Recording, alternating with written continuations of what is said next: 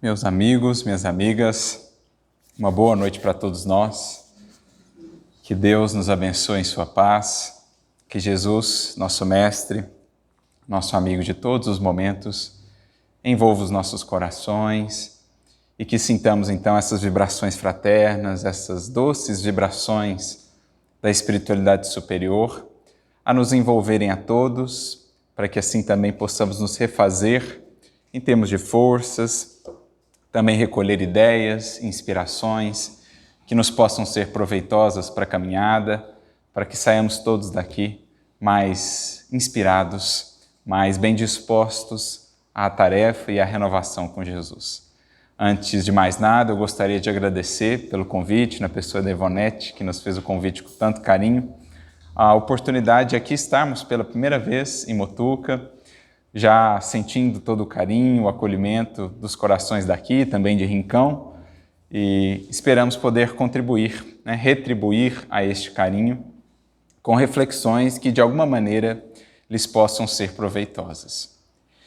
E o tema que nos propusemos meditar nesta noite gira em torno de uma memória, de uma lembrança que no último final de semana nós, os cristãos, acionamos, resgatamos, que é em torno dos acontecimentos de muitos séculos atrás, mas acontecimentos que transformaram para todo sempre a história da humanidade, a história de cada um de nós, em especial aqueles momentos culminantes da vida de Jesus, enquanto esteve entre nós, quando na cruz o Mestre conclui a sua missão de maneira sublime, com o exemplo, talvez com certeza, melhor dizendo, o exemplo mais sublime de amor, de renúncia, de perdão que a humanidade já viu.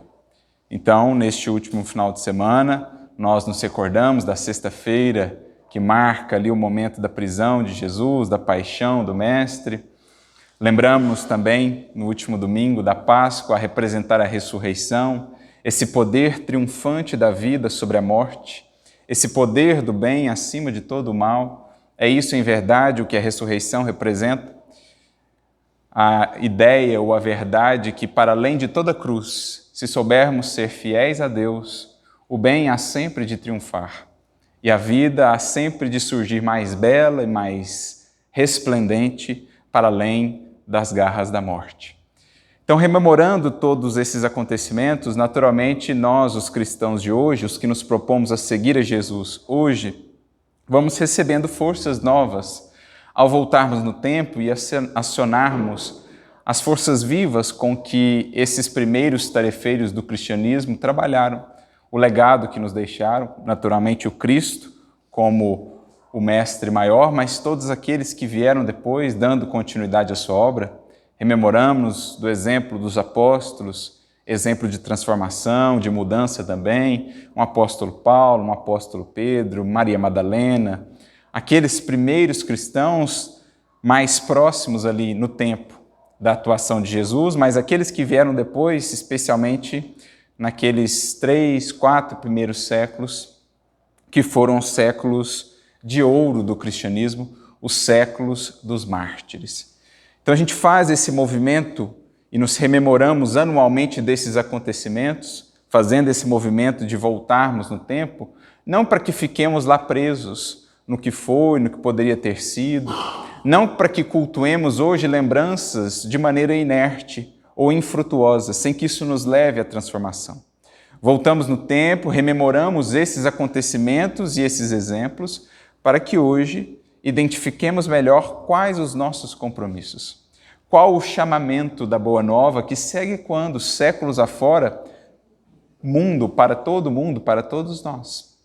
A gente busca esses acontecimentos justamente para que entendamos parte de tudo isso e nos encontremos agora também chamados ao serviço com Jesus, a dar continuidade no mundo e neste tempo que agora vivemos, na construção do reino de Deus que outrora Jesus iniciou.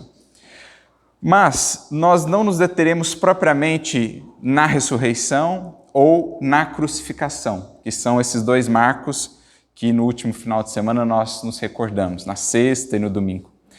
nós nos deteremos hoje, em específico, no tempo entre esses dois acontecimentos, para podermos meditar sobre o que talvez se passou naquilo que são os bastidores da vida nesses dias entre a cruz e a ressurreição do Mestre.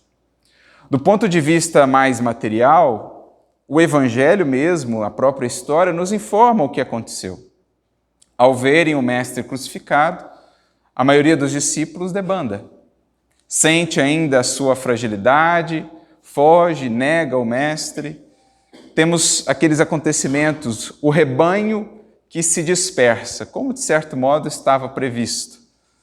Então, do ponto de vista mais material, naquilo que os nossos sentidos puderam alcançar e naquilo que a história registrou, nós sabemos o que se deu entre esses 2 dias. Os discípulos aflitos, angustiados, sem saberem o que viria, temerosos quanto ao porvir, talvez até duvidando, era de fato ele o Messias? Se era o Messias, por que uma morte assim tão infamante?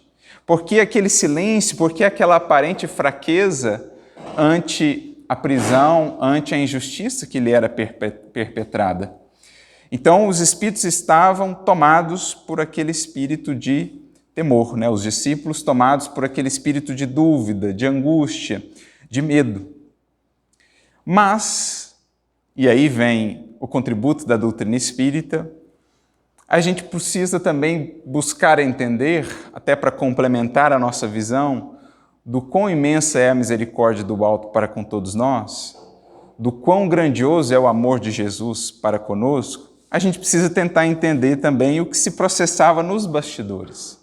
Porque embora para os que vissem os acontecimentos só pelos olhos da matéria tudo parecesse desandar para o caos, toda aquela promessa, toda aquela expectativa, toda aquela esperança que parecia nascer com Jesus, parecia se encaminhar agora para sossobrar, né, para a ruína, do ponto de vista espiritual, tudo sempre esteve sob o controle do amor e da misericórdia infinitos que regem os nossos destinos.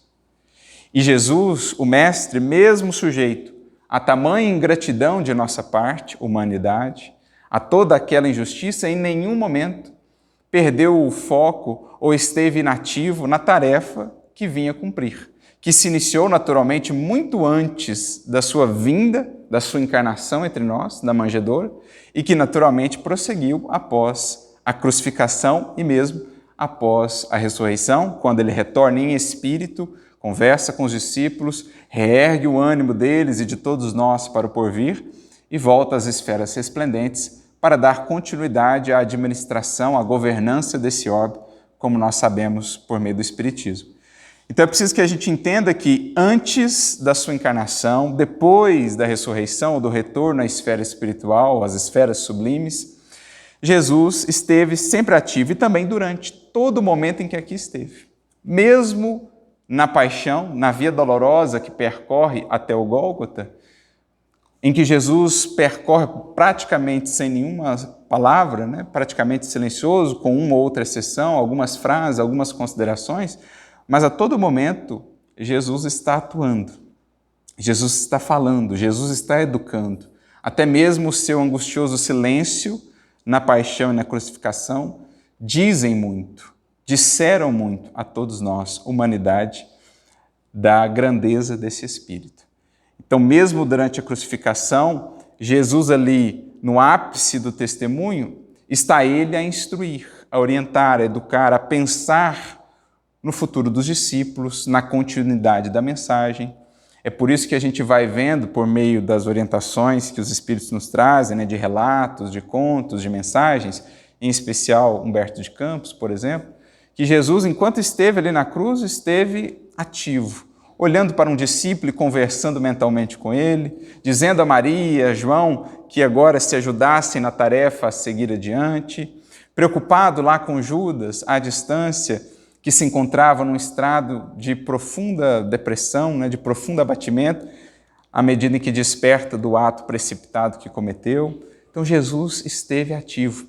E mesmo quando parte, quando deixa o seu corpo físico, naquelas últimas palavras que emite, está consumado, ainda assim, já em espírito liberto da matéria, vamos ver que Jesus esteve muito ativo até o momento em que reaparece aos discípulos na conhecida ressurreição. E é sobre esse momento, sobre esses dias entre um e outro acontecimento que nós vamos debruçar o olhar para tentarmos entender o que ali se deu.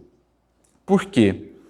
Existe uma tradição muito antiga no cristianismo de que Jesus, nesse intermédio entre a crucificação e a ressurreição, na chamada Páscoa também, né? Na Páscoa cristã, lembrando que à época ocorria a festa, a Páscoa judaica, mas Jesus, naquele contexto mesmo da Páscoa, que é um símbolo de libertação, de renovação, traz para nós também, os cristãos, uma nova compreensão da Páscoa. Mas diz uma tradição muito antiga no cristianismo que nesse intermédio, nesses dias, Jesus teria descido aos infernos.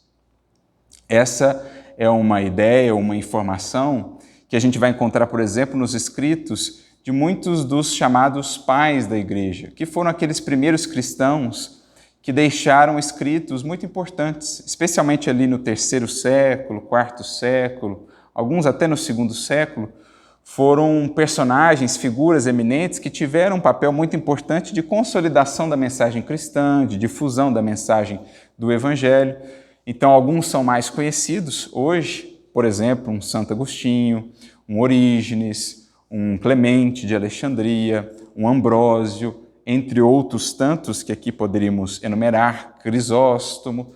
Mas a gente percebe que alguns deles, já nos seus escritos, àqueles tempos, por volta do século III, século IV, após a vinda de Jesus, já escreviam sobre essa ideia de que Jesus, nesses dias entre a crucificação e a ressurreição, teria descido aos infernos. Claro que a palavra infernos aqui para nós espíritas não será entendida ao pé da letra, como aquelas regiões de fogo candente, de fogo inapagável. Será entendida como o espiritismo ou os próprios espíritos nos foram esclarecendo, dizendo-nos que existem regiões no mundo espiritual mais próximas à Terra, regiões de sofrimento, regiões de dor, por expressarem ainda, até mesmo em suas características, digamos assim, o próprio inferno interno que as criaturas que ali estão criaram para si. Então, quando a gente vê as descrições de André Luiz, daquelas regiões mais sombrias do mundo espiritual, regiões de sofrimento, é preciso entendamos o que se processa ali. Não foram lugares criados por Deus para ali destinar para aqueles lugares os que se equivocaram para um sofrimento interminável. Não. Ali se reúnem espíritos em sintonia, espíritos que criaram internamente em si mesmos desequilíbrios, desajustes pelos afastamentos a que se propuseram diante da lei divina, espíritos que carregam consigo grandes culpas, grandes remorsos e que pelo próprio processo de criação mental ali plasmam regiões sombrias, regiões de muito sofrimento, onde estarão enquanto não surja neles um impulso de arrependimento, de recomeço, de renovação. O próprio André Luiz, como a gente vê no livro Nosso Lar, ao início da obra a gente vê ele nessas regiões de maior sofrimento, até o momento em que ele então reconhece que precisava recomeçar, que precisava buscar outros caminhos, faz uma prece sentida a Deus e então recebe o auxílio. Então, diziam esses pais da igreja, alguns deles em seus textos que chegaram até nós, sobre essa provável, essa possível descida de Jesus aos infernos, ou, numa linguagem talvez mais próxima para nós espíritas, a descida de Jesus às regiões inferiores, às regiões mais densas do mundo espiritual. Essa ideia, ela está presente também, não só nos escritos desses pais da igreja, mas também num texto muito antigo no cristianismo, que é conhecido como o Credo, né? Outras religiões até geralmente utilizam-se ou nomeiam, mencionam mais propriamente esse texto chamado Credo, que é composto, digamos assim, de 12 partes, uma espécie de poema, né? Ou de 12 versos. Atribui a tradição até que cada um desses versos teria sido composto por um dos apóstolos e aí que no somatório a gente teria o credo. Mas as primeiras versões do credo, do texto a que nós temos acesso, são lá também por volta do século III, do século IV na história do cristianismo. E lá no credo está mencionado de que Jesus, antes da ressurreição, desceu aos infernos. Não só no credo, que é um texto muito importante na história do cristianismo, mas também uma outra versão, agora de um outro escritor também importante na história cristã, Atanásio, o seu credo de Atanásio, como é conhecido, ele também faz menção a isso, e até mesmo no Evangelho propriamente. No Novo Testamento, nós vamos encontrar algumas referências que talvez abonem essa ideia de que o período entre a crucificação e a ressurreição, Jesus esteve nessas regiões mais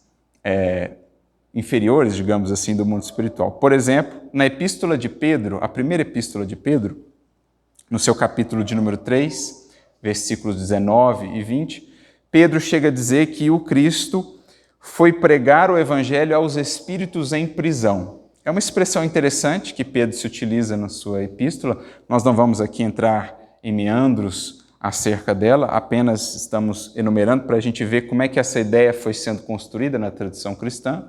Pedro, então, menciona que Jesus teria ido pregar o Evangelho aos espíritos em prisão. O que ele quer dizer com isso? A nós nos faz mais sentido que essa fala dele faça referência aos espíritos que estão nessas regiões, ali aprisionados em suas próprias paixões, em suas próprias dores, em seus próprios remorsos. E Jesus, então, comparece junto deles nesses dias para, de certo modo, levar-lhes um alívio, para também fazer resplandecer a luz da sua misericórdia junto a esses corações.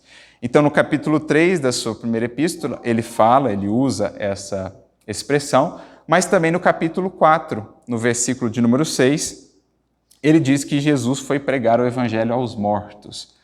A expressão que era muito comum no judaísmo à época, para fazer referência ao mundo espiritual, seria Sheol. Então, a ideia de que o Cristo teria descido até o Sheol, ao mundo dos mortos, ou, na tradição grega, ao Hades.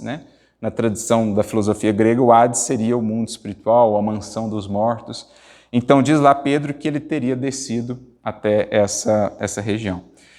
E aí, alguns outros textos, os estudiosos vão talvez identificar uma referência a esse período, a essa ida de Jesus a essas regiões. Por exemplo, Mateus 12,40, quando diz que o Filho do Homem permaneceria no seio da terra por 3 dias, lembrando lá o caso do profeta Jonas. Um trecho de Paulo na sua carta aos Efésios, quando diz que Jesus desceu ao mais baixo para depois subir ao mais alto.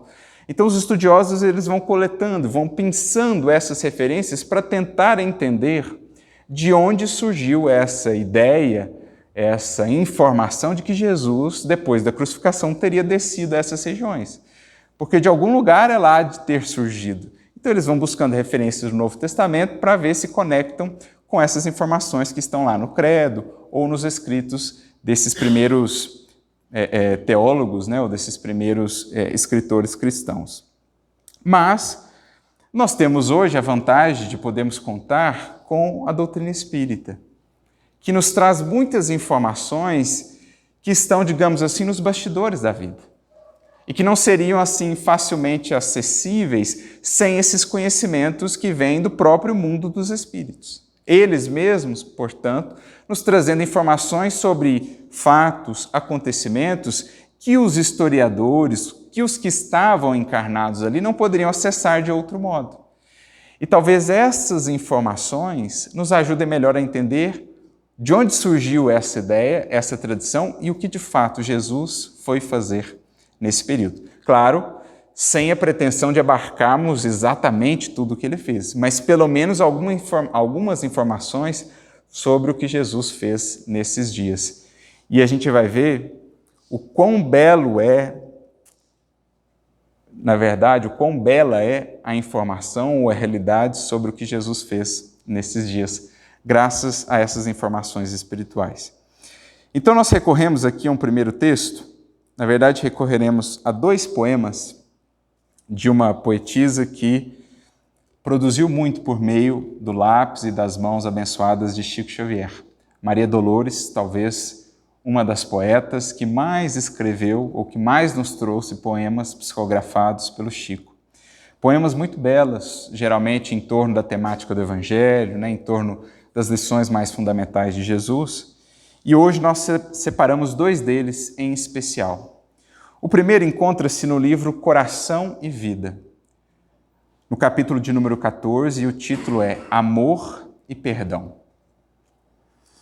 E ela conta ou explica para nós um acontecimento que está narrado no Evangelho e que muitas vezes nos intrigava. Como nós sabemos, a primeira a ir visitar o túmulo de Jesus e a tomar conhecimento de que ele não havia morrido, ou pelo menos o corpo não estava ali, é a Madalena. Algumas das versões, a depender do evangelho que a gente utilize, vai dizer que ela estava acompanhada de mais alguém, outras versões dirão que ela estava sozinha, mas enfim, é conhecida aquela cena, quando ela, buscando Jesus no túmulo, não vê, fica de certo modo triste por não ver ali o corpo do Senhor, a quem ela vinha prestar as suas deferências, trazia consigo um alabastro, perfume, etc., para seguir ali os rituais fúnebres, né, que eram característicos daquela cultura, e ela não vê o corpo, então ela fica ali desalentada. Será que roubaram o corpo do Senhor? O que será que aconteceu, etc. Quando então ela é surpreendida por alguém ali, e ela, num primeiro momento, acredita se tratar do jardineiro, quando ela percebe que, na verdade, era o mestre. Então ela volta-se, né, com o coração inundado de esperança e de alegria, Rabone, mestre. E ele então volta-se para ela, Maria. E ela se aproxima, né, pressurosa, ali, ansiosa por poder abraçá-lo. E ele então lhe diz, não me toques, não te aproximes, porque eu ainda não subi ao Pai. E a gente fica pensando, o que Jesus quis dizer com isso? Por que dessa postura de Jesus? Não me toques, porque eu ainda não subi ao Pai. E é exatamente sobre esse acontecimento que Maria Dolores vai nos falar nesse poema, trazendo-nos aí uma explicação sobre esses bastidores que nos ajuda, inclusive, a entender o porquê dessa fala de Jesus. Então ela diz assim no poema: A Madalena fora ao túmulo querido, entre pedras de extremo desconforto, levava flores para o mestre morto, tinha o peito magoado e enternecido. O sol reaparecia resplendente, a névoa da manhã fundia-se no ar. Na dourada invasão das flamas do nascente, Maria estava ali unicamente, a fim de estar a sós, recolher-se e chorar. Então era com esse espírito que ela comparecia ao túmulo de Jesus, né? Angustiada, entristecida, por conta de todos os acontecimentos dos últimos dias. A desfazer-se em pranto, ela arguía: Por que, Senhor, por que? Tanta saudade e tanta dor. Toda a felicidade que eu sentia jaz aqui sepultada. Transformou-se-me a vida em sombra e em nada, no ermo deste pouso derradeiro. Todas as esperanças de renovação, de vida nova para ela, para o povo, para a humanidade, que ela via projetadas em Jesus, pareciam agora enterradas com o próprio Mestre. Será que era aquilo o fim mesmo?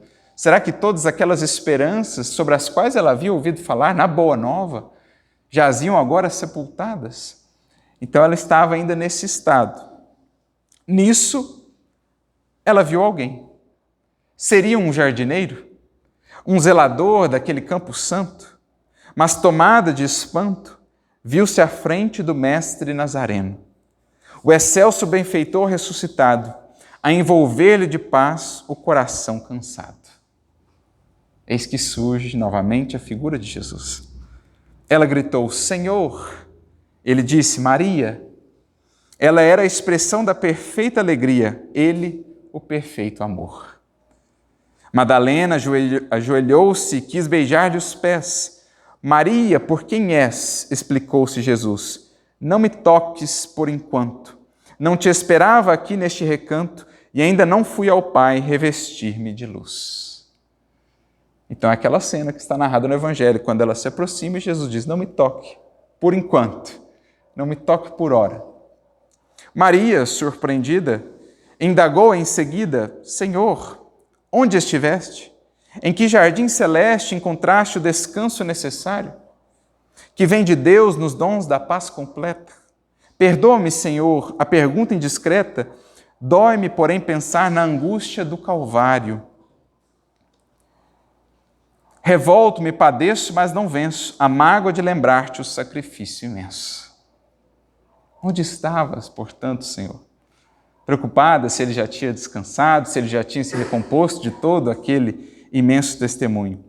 Mas Jesus respondeu: não, Maria, não fui ainda ao alto, nem me elevei sequer um palmo à luz do firmamento.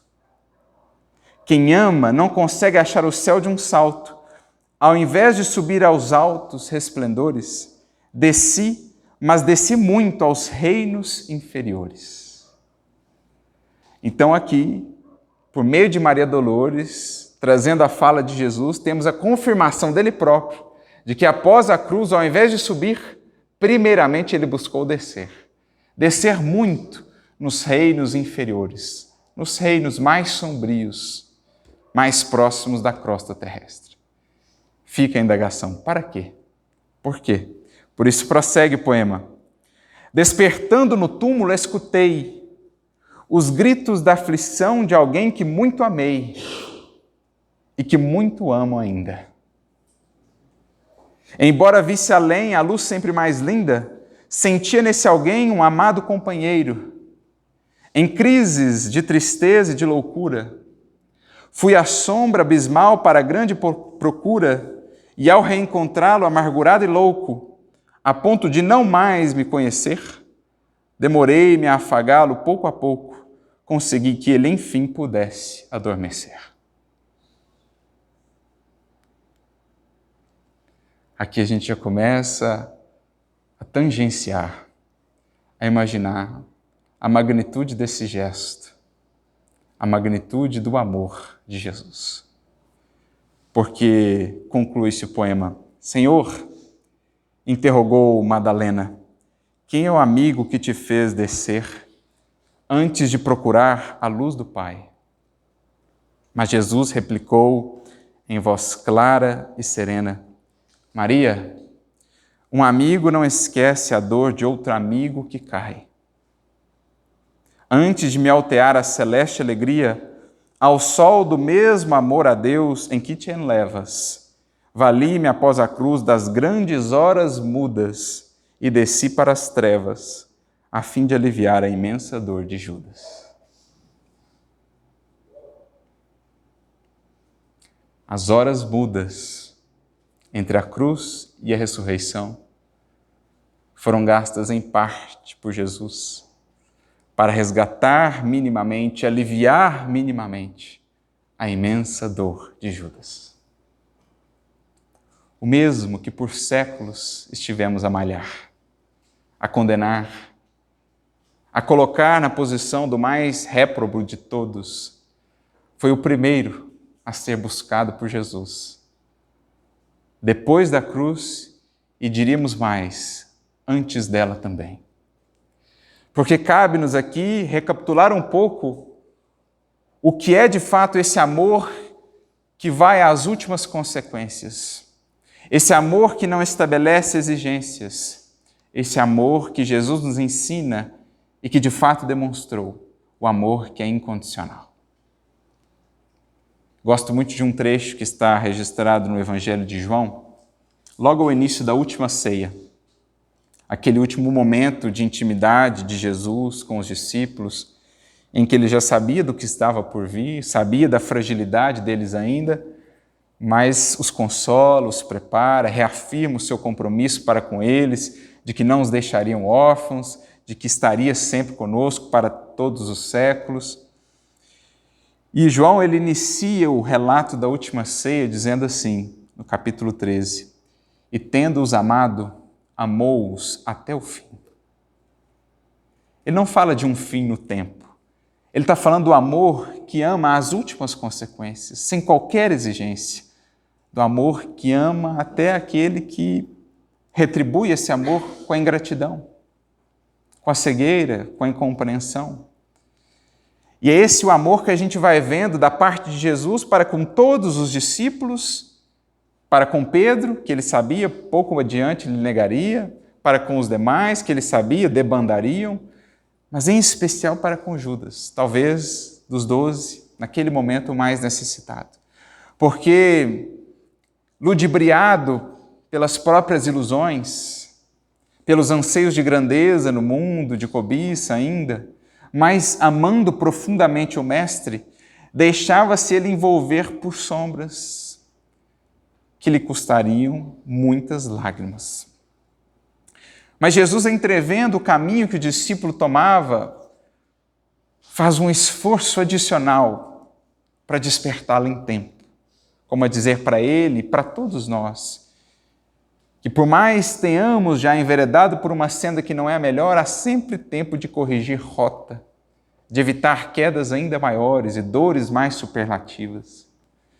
Então, já sabendo das ideias que fervilhavam na mente de Judas, dos propósitos que ele aninhava no coração, de ceder à política do mundo, às ilusões dos poderes do mundo, acreditando que faria um bem ao Evangelho e ao próprio Mestre, Jesus começa um processo de despertamento daquele coração. Na última ceia, é interessante notarmos como Jesus diz, aquele momento que ele fala que um haveria de trair, etc., aquele que coloca a mão comigo na mesma tigela, no mesmo prato. A gente às vezes não repara quando passa de relance por essa passagem, mas, em verdade, ao colocar Judas nessa posição daquele que mete com ele a mão no mesmo prato, ao partir ali o pão e ofertar o primeiro pedaço a Judas, Jesus, de certo modo, está transmitindo uma mensagem a ele.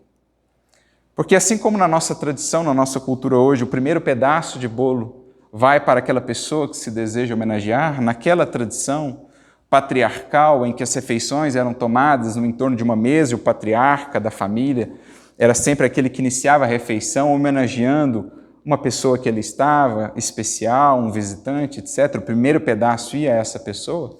Jesus, na última ceia, oferece o primeiro pedaço a Judas, como a afirmar-lhe silenciosamente, para que ele se lembrasse talvez depois: Judas, não importa o que aconteça, lembra-te, tens o meu amor. És para mim importante, és para mim especial. Por isso o primeiro pedaço. Porque já antevendo talvez as dores que viriam, o remorso e a culpa, Jesus queria introjetar na mente, naquele coração, a ideia de que, olha, não se esqueça, independentemente do que você faça, és para mim um coração especial. Contas com a minha amizade, tens o meu amor. Pois bem, seguem os acontecimentos, como nós conhecemos, Judas deixa ali os demais discípulos, vai ter com os sacerdotes, faz ali o pacto, e traz a guarda do templo até o jardim. E quando estão chegando no jardim, aproximando-se de Jesus, Judas vem à frente para dizer quem era de fato o mestre, a quem eles deveriam prender. Como Jesus o recebe? Com que palavras? Mas você, depois de tudo isso, você, Judas, tamanha ingratidão? É assim que Jesus recebe? Ele simplesmente pergunta: amigo, a que vieste? Então, que amor é esse? Que vai além de traição, além das fragilidades do amigo. Não deixe de ver ali um amigo, apesar das circunstâncias, apesar da queda moral. Amigo, a que vieste? É esse o último título de que Jesus se serve para referir-se a Judas logo no ato da traição. Amigo. Como a dizer mais uma vez para aquela consciência, para aquele coração: não te esqueças, Judas, o amor divino é muito maior do que as fraquezas humanas. Por mais baixo desças, por mais infeliz te vejas, não se esqueças, esse amor segue a te amar. Segue importando contigo, se importando contigo. E aí, Jesus é preso, é levado, nós todos conhecemos o drama do Calvário, a crucificação, e eis mais um relato desse cuidado amoroso de Jesus que vem acompanhando Judas em todos aqueles momentos da sua queda, tentando preveni-lo de seguir adiante com os intentos, mas também já remediar previamente a culpa e o remorso que viriam depois, reafirmando esse amor profundo para com ele. Na crucificação, conta-nos Humberto de Campos, numa mensagem muito bonita no livro Estante da Vida, capítulo de número 34, intitulada O Anjo Solitário. Jesus está ali já nos últimos momentos, nos estertores. Como nós sabemos, a multidão cercava a cruz, apenas algumas mulheres que o haviam acompanhado desde a Galiléia ali estavam, Maria, a própria Madalena, Maria de Cleófas, outras ali estavam. João chega depois, se junta a Maria aos pés da cruz. Temos aquele momento em que Jesus diz, eis aí a tua filho, eis aí a tua mãe, mãe, eis aí o teu filho. Mas, de um modo geral, em todo aquele tempo, Jesus fica silencioso, a não ser naquele momento em que diz também, perdoa-lhes os pecados porque não sabem o que fazem. Mas Humberto de Campos nos esclarece nessa mensagem que Jesus disse mais alguma coisa. Jesus fez muito mais do que os nossos olhos podem ver naquele último momento. Nesse cenário doloroso, sombrio do dia da crucificação, quem pudesse ver os bastidores do mundo espiritual veria a cruz cercada de luzes sublimes do mais alto. Como que os caminhos, as portas entre a terra e o céu haviam se escancarado e falanges e mais falanges luminosas cercavam o Gólgota. Estavam ali em torno do Cristo. Muitos dos espíritos superiores, ou dos anjos, como queiramos, ali estavam, de certo modo, pensando as feridas do Mestre, aliviando-lhe as dores. Outros tentavam, de certo modo, amenizar a atmosfera, a psicosfera. Podemos imaginar como ela estava naquele dia, uma obsessão coletiva que se formava naquela região. Outros, diz Humberto de Campos, nesse conto, anotando os responsáveis, aqueles que estavam ali, de certo modo, envolvidos com todos aqueles acontecimentos. Enfim, cortes e mais cortes angélicas ali estavam. Algumas dessas cortes, inclusive, entoando hosanas, para destacar a grandeza espiritual daquele momento e do ato, do gesto de Jesus. Quando, então, o céu se fende, se abre numa passagem luminosa, e de lá surge uma luz ainda mais bela do que todas aquelas luzes que cercavam a cruz do Mestre. Só que, diferentemente das outras, essa luz vinha solitária, por isso o título, o anjo solitário. Era o mais belo dos anjos, mas vinha ele solitário. Todos, de certo modo, reconheciam a superioridade desse anjo. Ele vem, aproxima-se da cruz de Jesus, pousa sob os pés da cruz, faz ali uma reverência ao Mestre, e então sobe e aproxima-se da boca do Mestre, cola os seus ouvidos próxima à face de Jesus, e então percebe-se que Jesus emite ali uma orientação, um sussurro, que só ele, aquele anjo, pôde entender. Mas uma vez tendo recebido essa orientação, diz Humberto de Campos que sai esse anjo célere para cumprir a missão que lhe havia sido designada. Pouco antes de Jesus partir, de entregar o seu Espírito, designa ele esse anjo para uma última incumbência. Sai o anjo célere para cumprir aquilo que havia sido designado e explica então Humberto de Campos. Era esse o anjo da caridade, que havia sido incumbido por Jesus de amparar a Judas, que havia acabado de se suicidar. Então, como último dos gestos, na própria cruz, que havia sido um resultado da precipitação de Judas, estava Jesus a solicitar mais uma vez auxílio e amparo a esse amigo seu. E como sabemos, em entregando o Espírito, o primeiro movimento de Jesus, dito por ele mesmo, é ir em direção a Judas, no sentido de ampará-lo. De pelo menos fazer com que ele adormecesse, porque é certo que teria ainda muito tempo, muitos séculos, uma jornada para redimir-se perante a própria consciência. Porque o perdão do Mestre, é certo, ele já tinha, sempre o teve, mas a questão era o perdão de si para consigo. E ele teria uma longa jornada, como aprendemos, de resgate, de reparação. Há até uma mensagem muito interessante no primeiro livro do Humberto de Campos, Crônicas de Além Túmulo, se não me engano, no capítulo 5, em que ele mesmo, Humberto de Campos, encontra o espírito de Judas, lá naquelas regiões de Jerusalém, e conversa com ele. Tem uma breve entrevista com Judas, Judas escreve um pouco da sua jornada, das suas lembranças. Já era ele agora um espírito redimido. Ao longo dos séculos pôde redimir-se, culminando o seu processo de resgate com um martírio que viveu na Idade Média também, queimado vivo em nome do Cristo, por fidelidade a Jesus, como uma grande personalidade histórica na França. Então Judas teria ali uma longa jornada, mas Jesus, no primeiro movimento já, a expressar para nós a magnitude da misericórdia, mostra-nos que aqueles que mais sobem em termos de amor, de engrandecimento espiritual, são também os que sabem descer, no sentido de auxiliar, sem perder a altitude, ou sem perder de meta ou de visão aquilo que lhes compete, subir, galgar novos degraus, aproximarem-se de Deus, mas sem se esquecerem também no processo de ampararem os que vão ficando para trás, aos que tropeçam, aos que caem, para que não seja o nosso anseio de iluminação espiritual um anseio egoísta, um anseio até vão, porque desconectado daqueles que ainda mourejam, daqueles que ainda se prendem às sombras.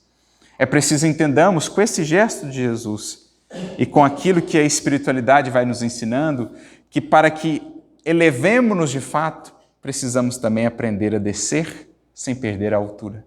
Estender mãos, auxiliar os corações caídos para que então juntos aprendamos a subir. E isso ganha um tom ainda mais belo quando recorremos ao outro poema, também de Maria Dolores, agora no livro Momentos de Ouro, capítulo de número 3, em que Maria Dolores nos diz assim: depois de muito tempo, sobre os quadros sombrios do Calvário, Judas, cego no além, errava solitário. Era triste a paisagem, o céu era nevoento. Cansado de remorso e sofrimento, sentara-se a chorar. Nisso, nobre mulher de planos superiores, nimbada de celestes esplendores, que ele não conseguia divisar, chega e afaga a cabeça do infeliz. Quase que em oração, antes ela diz, em seguida, num tom de carinho profundo, quase que em oração, ela lhe disse: meu filho, por que choras? Então Jesus desce naqueles primeiros dias, consegue apaziguar um pouco o sofrimento de Judas, fazê-lo adormecer, mas em algum momento ele desperta de novo e se vê então ante os seus conflitos, ante a culpa que trazia. E ele errava nessas regiões sombrias quando é visitado por essa mulher nimbada de celestes esplendores, que lhe pergunta: por que choras?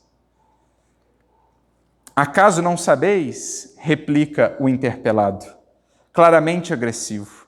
Sou um morto e estou vivo. Matei-me e novamente estou de pé, sem consolo, sem lar, sem amor e sem fé. Porque não bastasse a culpa do ato para com Jesus, né, no pacto que fez com os sacerdotes, Judas também acaba por se suicidar, em decorrência de todo aquele sofrimento. Então, era uma condição ainda mais complicada, ainda mais dolorosa para si. Sou eu que aniquilei...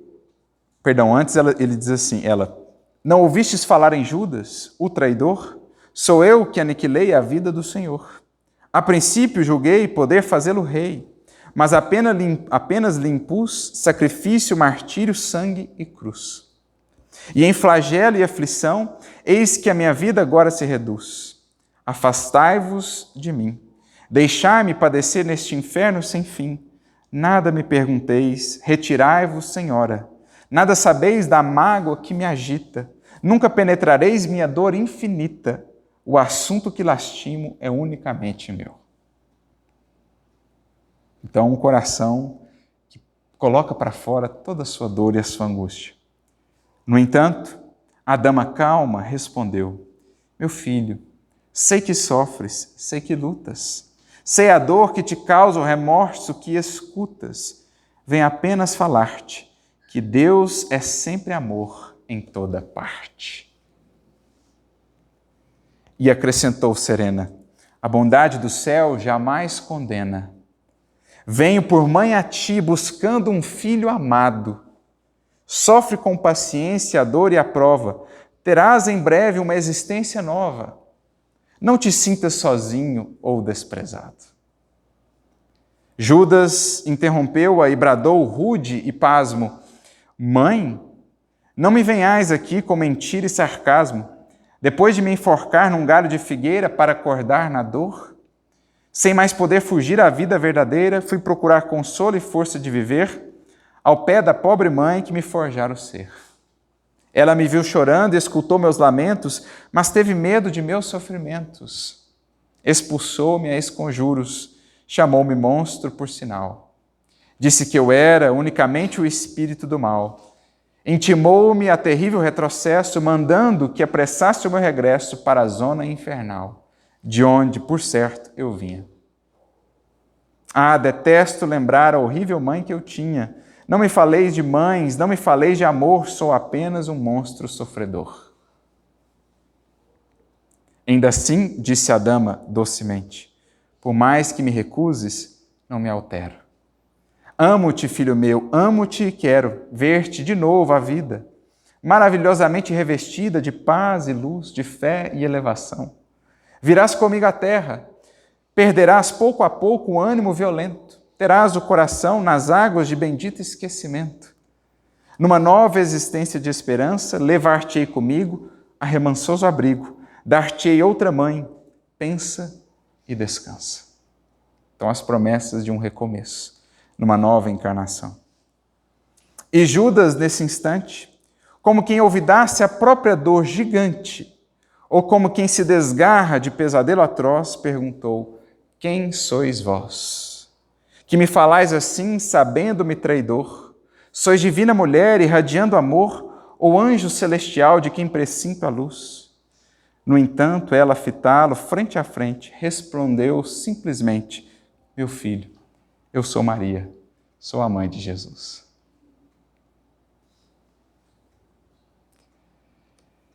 Então, o mestre não se limitou a ir ele em pessoa amparar o companheiro caído nas sombras de sua dor.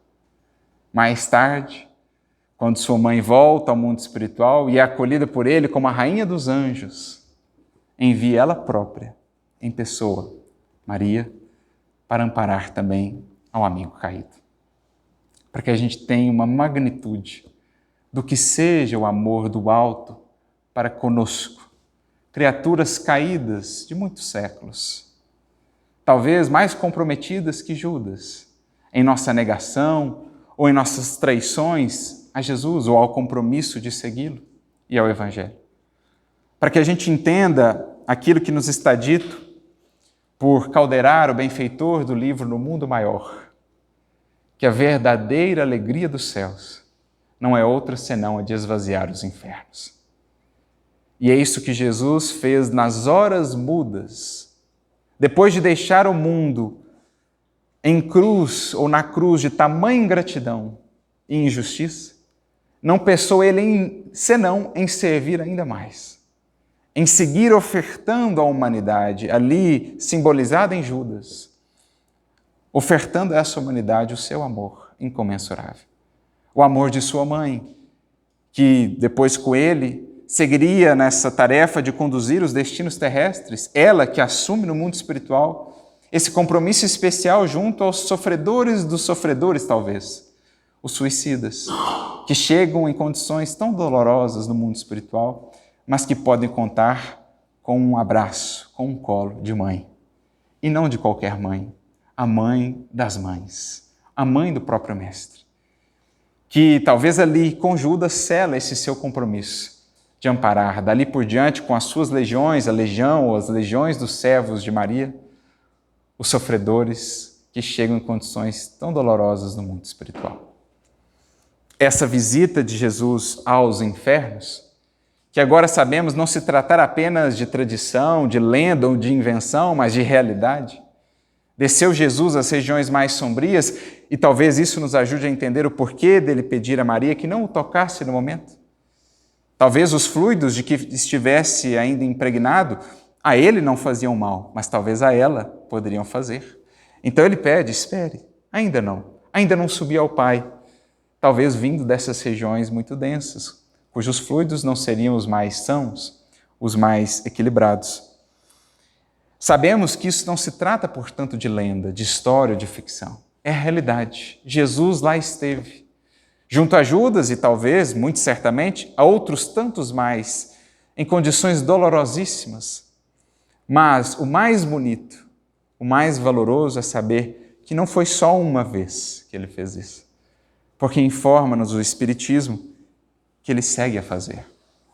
No livro Obreiros da Vida Eterna, no capítulo de número 1, intitulado Convite ao Bem, nós temos uma preleção de um instrutor chamado Albano Metelo. Já era um benfeitor espiritual de mais elevada estirpe, que ali comparecia para trazer uma instrução, uma orientação, André Luiz e outros que ali estavam.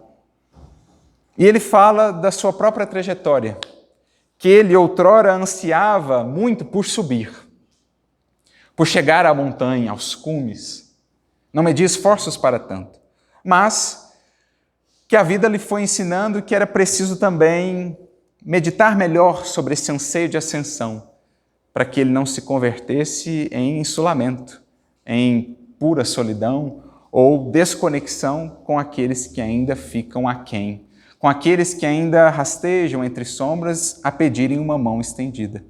Por isso ele diz assim: também eu tive, noutro tempo, a obcecação de buscar apressada a montanha. A luz de cima me fascinava e rompi todos os laços que me retinham embaixo, encetando dificilmente a jornada. Então queria ele subir. Voltando-me, prossegue ele mais adiante, espantou-me a visão terrífica do vale. Então, na medida em que ele subia um pouquinho, olhava para trás, para os espíritos em condições inferiores, nos vales ainda da evolução, e essa visão lhe impressionava, né? Espantou-me a visão terrífica do vale. O sofrimento, a ignorância dominavam em plena treva. Desencarnados e encarnados lutavam uns contra os outros em embates gigantescos, disputando as gratificações dos sentidos animalizados. Então, quando a gente olha às vezes para o mundo, vemos tantas expressões ainda de animalidade, que talvez sejamos movidos assim por um impulso de querer fugir ou de repulsa, quando em verdade o caminho maior de ascensão para nós talvez estará em saber lidar com isso, servindo, sem perder de foco a meta a ser alcançada. Por isso ele continuou: o ódio criava moléstias repugnantes, o egoísmo abafava impulsos nobres, a vaidade operava horrenda cegueira. Cheguei a sentir-me feliz diante da posição que me distanciava de tamanhas angústias.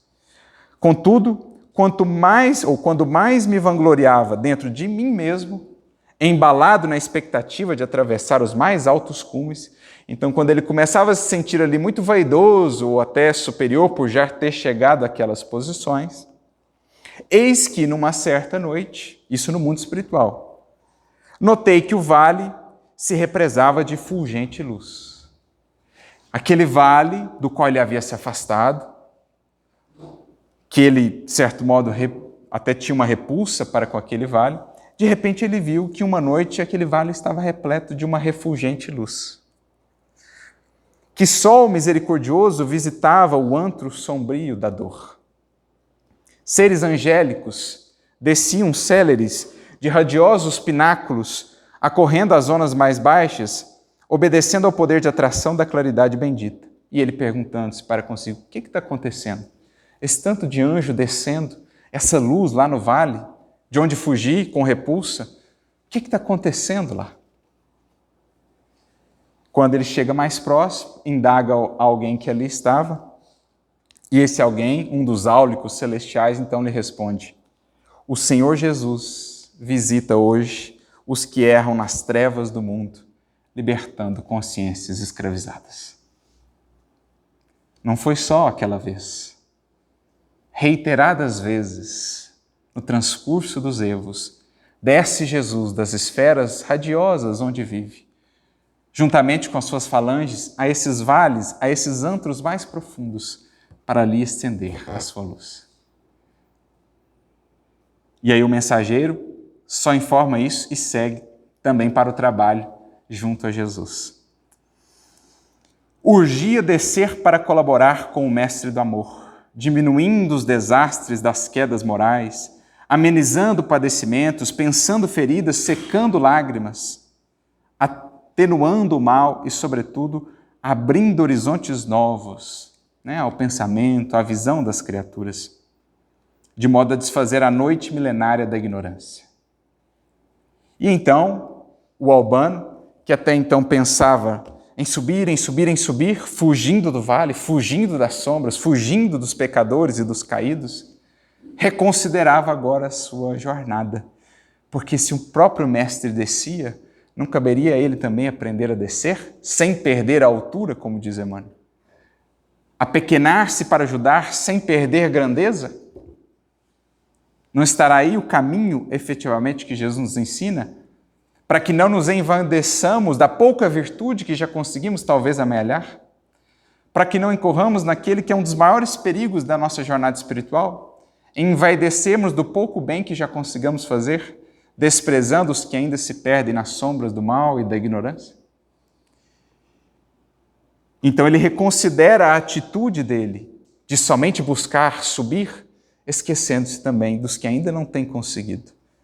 Em verdade, para onde marchava o meu espírito, despreocupado da imensa família humana, junto da qual aurira minhas mais ricas aquisições para a vida imortal? Por que enojar-me ante o vale se o próprio Jesus, que me centralizava as aspirações, trabalhava solícito para que a luz de cima penetrasse as entranhas da terra? Como precisamos recordar disso ante uma notícia que vejamos de alguém que muito se equivocou, de alguém que, para o mundo, para a justiça dos homens, é agora considerado criminoso e, às vezes, um crime hediondo? Como é preciso não nos esqueçamos disso, que antes de subir a Deus, Jesus desceu aos que mais caíram, ensinando-nos o verdadeiro caminho de redenção, que passa pela misericórdia. Sem isso, poderemos perder-nos facilmente na vaidade e na ilusão. Não praticava eu o crime execrável da usura, olvidando aqueles entre os quais adquirir o roteiro destinado à minha própria ascensão? Como subir sozinho, organizando um céu exclusivo para minha alma, lastimavelmente abstraído dos valores da cooperação que o mundo me prodigalizava com generosidade e abundância? Então, subir sim, deve existir em nossa alma o anseio de ascensão, de aproximarmos-nos do Mestre, de aproximarmos-nos de Deus, mas que não nos esqueçamos de que esse caminho de ascensão passa também pelos vales, pelo serviço nos vales, pelo apoio e amparo aos que estão caídos, para que então estejamos firmes sobre os nossos próprios pés. Por isso ele continua: efetivamente, o caminho vertical e purificador é a sublime destinação de todos. É o que a gente vai ver no Livro dos Espíritos, questão 897. Deve existir em nós esse anseio de subir, de comungar com Deus, de alcançar a felicidade na comunhão com a lei divina, mas que esse não seja só um caminho de cálculo, só de interesse, só de benefício próprio, que seja um subir para ser mais útil aqui embaixo, que seja um subir para aprender a melhor servir com Jesus. Entendendo uma Alcione que desce de Sírios novamente à terra para servir, um Bezerra que abre mão de subir a esferas mais sublimadas por hora para seguir a contribuir com Jesus nestes planos, nesta terra. Não que valha, não que seja lícito a estagnação a pretexto de amparar. Não, progredirmos sempre, mas sem esquecermos do olhar misericordioso para com aqueles que ainda não têm conseguido avançar. O cume, bafejado de sol, de resplendor solar, é sempre um desafio benéfico aos que vagueiam sem rumo na planície. O alto polariza naturalmente as nossas esperanças. Todavia, à medida que penetramos o domínio da altura, imprimem-se na nossa mente e no nosso coração as leis sublimes de fraternidade e misericórdia, os grandes orientadores da humanidade. Não mediram a própria grandeza senão pela capacidade de regressar aos círculos da ignorância para exemplificarem o amor e a sabedoria, a renúncia e o perdão aos semelhantes. Então, qual a medida da grandeza de um ser? Quanto mais ele está habilitado a voltar sobre os próprios passos em serviço de auxílio para testemunhar amor e sabedoria, renúncia e perdão. Quanto mais sabe ele descer sem perder a grandeza, a majestade espiritual, mais isso denota a verdadeira evolução. E por isso ele conclui: é por esse motivo que necessitamos temperar todo impulso de elevação com o sal do entendimento, evitando a precipitação nos despenhadeiros do egoísmo e da vaidade fatais. Que nesses tempos tumultuosos, que, como é de se esperar, veremos ainda muitos dramas humanos, muitas dores, muitos atos, atitudes que nos impressionam, muitas quedas morais de toda a natureza, que diante de tudo isso que viermos a ver, possamos nos lembrar do exemplo de Jesus, que desceu não só vindo ter conosco neste plano, na matéria, restringindo-se tanto, fazendo-se tão pequenino a ponto de estar junto de nós sem nos ofuscar, mas que desceu ainda mais, buscando aquele mesmo que havia tanto se precipitado e a outros tantos, estendendo-lhes a mão misericordiosa e a imensa magnitude do seu amor. Que não nos envaideçamos do bem, ainda pequenino, que já tenhamos construído em nós. Que não olhemos para os que por ora jazem caídos moralmente, com aquele olhar de falsa superioridade, de ilusão. Que saibamos, como cristãos, entender que a verdadeira ascensão começa por um movimento de serviço, de iluminação desses vales mais sombrios, para que assim, em abrindo horizontes mais luminosos e esperançosos para outros corações, o nosso caminho venha estar mais iluminado também. Que o exemplo de Judas e o amparo de Jesus e de Maria a ele, assim como a todos nós, os Judas de todos os tempos, possa ressoar em nosso coração, despertando em nós a sensibilidade misericordiosa, que é a própria alma e a própria essência da mensagem de Jesus. A todos muita luz e muita paz, e que no amor que serve, encontremos verdadeiramente a rota de ascensão. Que Jesus nos abençoe a todos.